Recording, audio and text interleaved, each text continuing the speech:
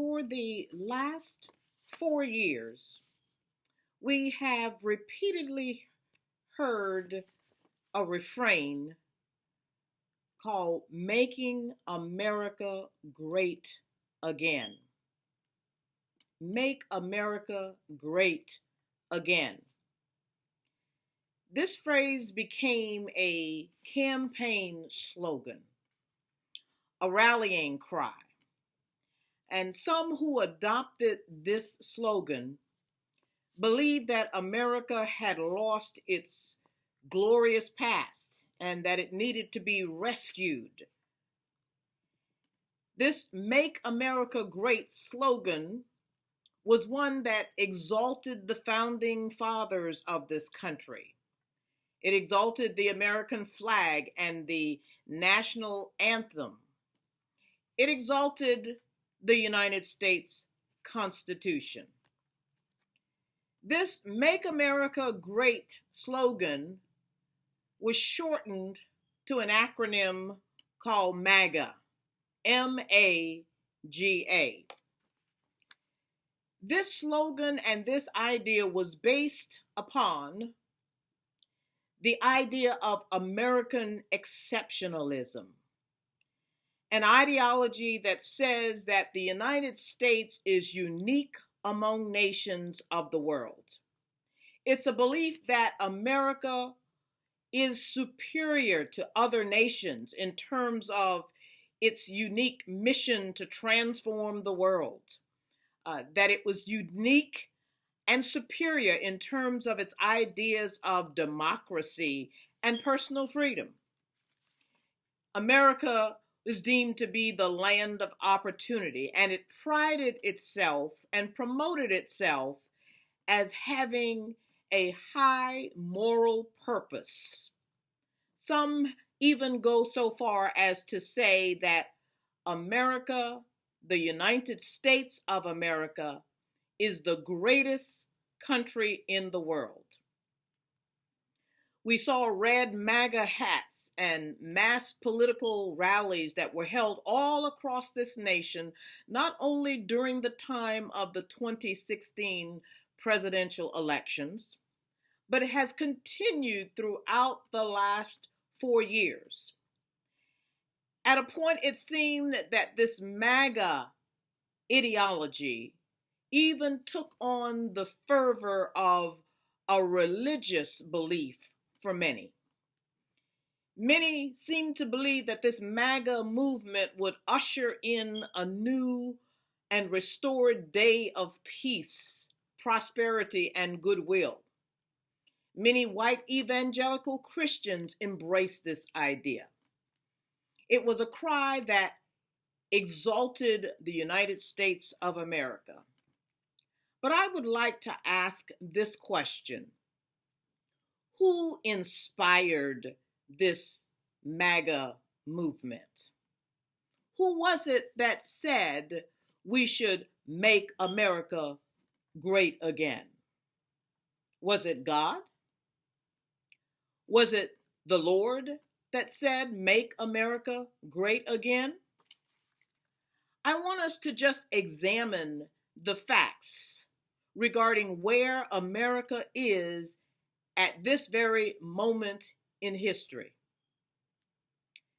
During the year 2020 and continuing even to this very hour, we saw COVID-19 descend upon America like no other country in the world.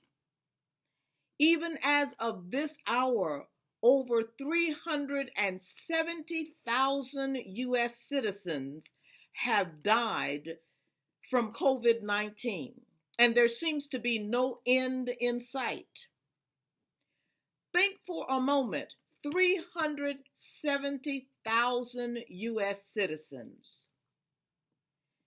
Compare that to the overall population of the city of Cincinnati, Ohio, which is 364,000 people.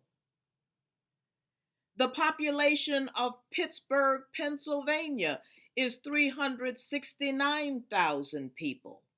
Minneapolis is 368,000 people. And Tulsa, Oklahoma is 367,000 people.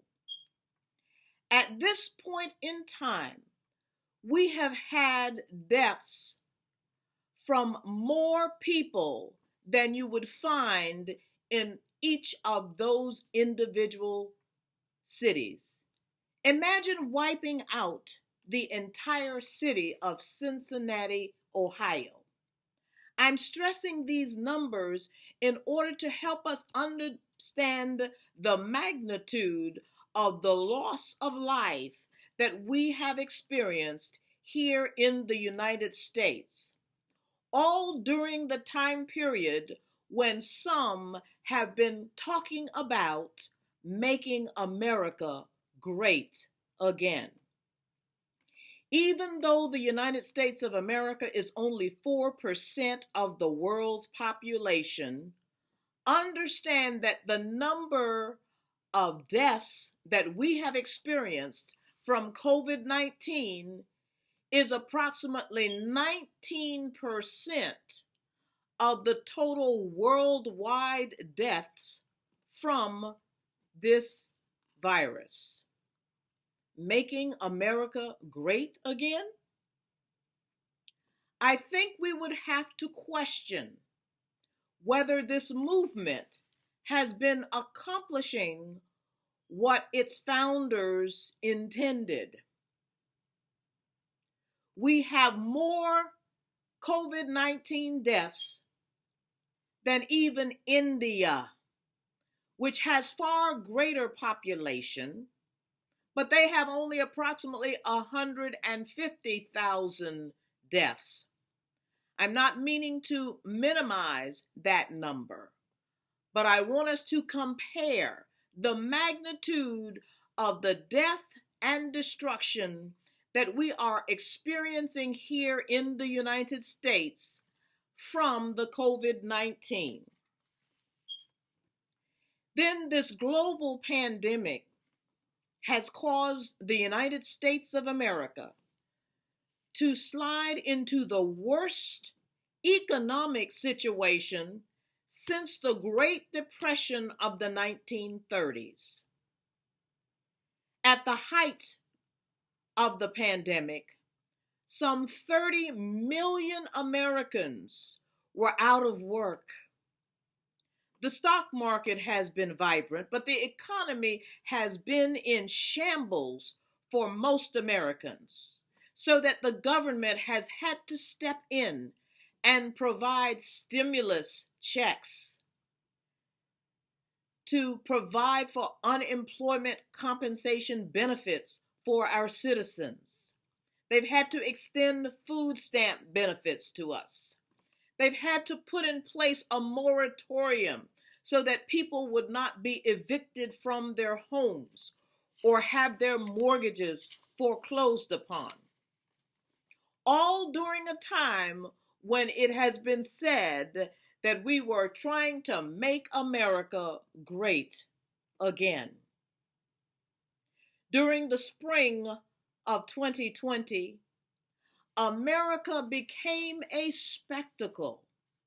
The entire international community of nations had its eyes upon America because of the human rights abuses, the police brutality towards African Americans was put on full display.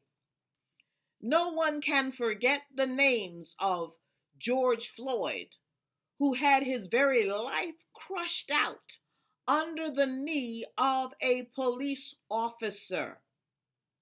Breonna Taylor, Ahmaud Arbery are some of the names that were on the lips of so many during the time of civil unrest, a time that caused the world to look to the United States of America with disgust for allowing this, for allowing the original sin and hatred of our Black brothers and sisters has been on full display in these United States of America, while some were saying, "Let's make America great again." And last but least, who can disregard what happened in this nation on just last week when we had an insurrection at the United States Capitol? The seat of our democracy was stormed by many who were uttering this same phrase, "Make America great again." The entire international community has had its eyes on America as our president, our legislators were making false claims that could not be substantiated in court, even after the filing of close to 60 lawsuits. All were thrown out. We had to stand by embarrassed as the world looked on, as the president and other legislators incited people to storm the Capitol during a joint session of Congress where our democracy should have been upheld as we confirmed the election of our president. Some even went so far as to smear human feces on the walls of the Congressional Office Building, all in the name of making America great again. Well, today I want to give a new meaning to MAGA, M-A-G-A. I want to give it to you for your consideration. I am calling this short message MAGA, a spiritual postmortem. Understand that a postmortem or an autopsy is the name that is given when something has died and there is an examination, a diligent searching to discover the reason for that death. And I'm going to go so far as to say that this MAGA movement is dead. It has not been successful. It has not achieved what its founders intended. All the events that I have just cited to you confirm that. I want to give us just a little bit of insight, however, to understand why we are where we are at this time.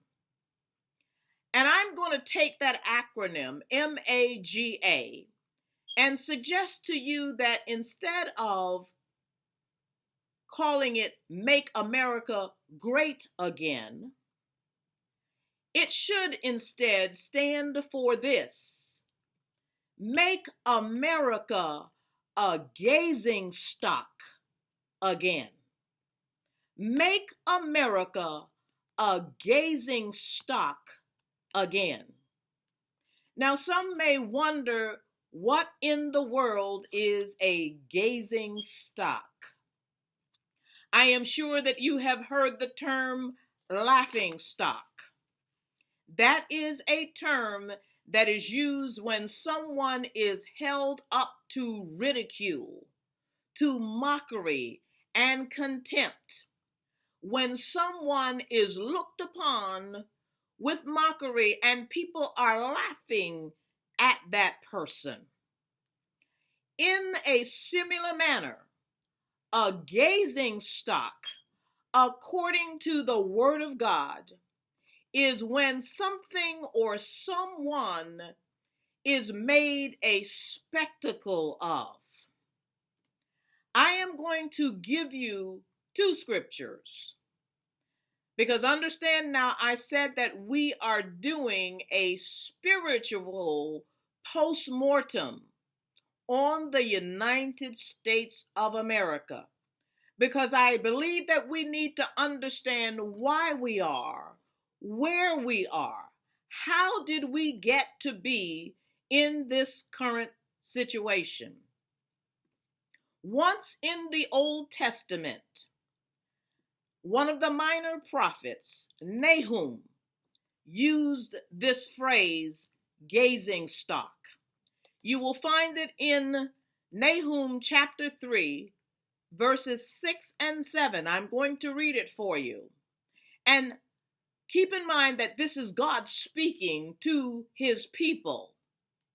He said, I will cast abominable filth upon you, and I will make you vile, and will set you as a gazing stock. And it shall come to pass that all they that look upon thee will flee from thee, and say, Nineveh is laid waste, and who will bemoan her? Whence shall I seek comforters for her? The word that is there interpreted as gazing stock means to look on, to see a spectacle. And notice what the Lord said. He said, I am going to let abominable filth come upon you. I told you that on last week. We had people that took human filth, human feces, and smeared it over the walls of the U.S. Capitol. Abominable filth.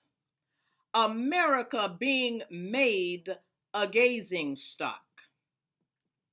Then in the New Testament, this same word, gazing stock, is mentioned in the book of Hebrews.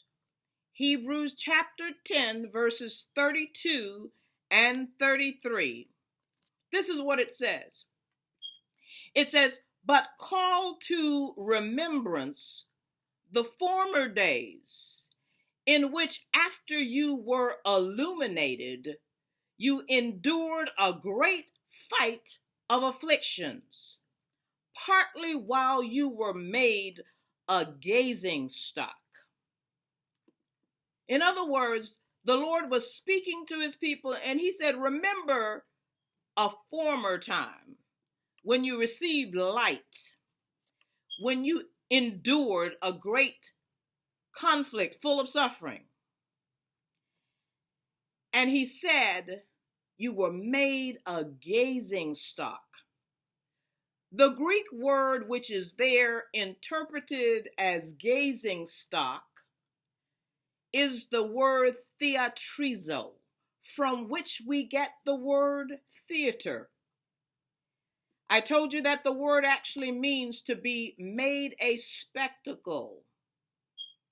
Follow me now. It means being set on a stage so that people are looking at you. People are gazing at you intently. And they are looking at you with ridicule, with mockery, and with contempt. Despite all the efforts of those who claim to want to make America great again, instead, America has been made a gazing stock. All of the world has been looking upon us, some with amazement, some with curiosity. Some have been standing by perplexed because this nation that claimed itself to be the greatest country on the earth has lost its bearings, or so it seems. I suggest to you this afternoon that the Maga movement is dead. And the reason is that it was not ordained by God. The reason I can declare that is the movement itself was premised upon a spirit of pride. There is nothing wrong with healthy self-esteem, but I cannot believe that a nation that prides itself as the greatest nation in the world would be accepting of the things that we have seen in recent years. While some have been talking about making America great again, we have snatched thousands of immigrant children from the arms of their parents. We have locked them away in cages. How can we consider ourselves to be a great nation when we look down upon others and refer to them as S-hole countries? How can we pride ourselves as being a great nation when the original sin, the hatred of Black men and women, boys and girls, people who look like me, were considered to be 3/5 of a person? That spirit has once again arisen and has been on display for all the world to see. I pose this for your consideration, that the Make America Great Again movement is dead, and it should rightfully be so. Instead of accomplishing greatness, God has permitted, I will go so far as to say that spiritually, God has permitted America to become a gazing stock for all the world to see. Because it is not pride that causes a nation to be great. Instead, Proverbs 14:34 says that it is righteousness that exalts a nation, but sin is a reproach to any people. Make America great again? I think not. But we have been made a gazing stock for all the world to see. I want to close just this short talk with you by relating something that I heard many years ago from someone who had a black belt in karate. I believe that is the highest order that one can get in that particular martial art. I was amazed to hear this person say that after he received that black belt in karate, he became a much more peaceful person.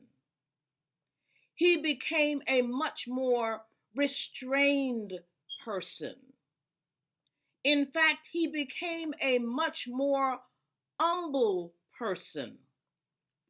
That seems counterintuitive, because someone who is an expert, a black belt in karate, you would expect to be the kind of person that goes around and flaunts their greatness. But what he said was very insightful. He said instead of him being prideful about his abilities, he understood that what was in him, in these hands of his, there was such lethal power that it made him that much more restrained, so that he would not take actions that might cause someone else to lose their life at his hands. Think about it. when you really are great inwardly, when you are spiritually an expert, it will cause you to be that much more solicitous, more interested, and more concerned about others. I want that to sink in on this evening. And perhaps God will allow me at some future points to come back again and to elaborate some more upon this spiritual postmortem. For if we in America are to really become great, it cannot be something that we have caused. Instead, it has to be something that God Himself has ordained. As we do this postmortem about why we are where we are at this time, let us understand that it is God that puts up men and women. It is He that promotes. It is He that turns the hearts of the king whithersoever He will. It is God Himself that exalts a nation through righteousness. Let us, from this time forward, accept what God has been doing, how He has allowed us to be a gazing stock, so that we can come to our senses and recognize who God is. God bless you. God keep you. As we ponder on these words, Maga, a spiritual postmortem. God bless you and keep you.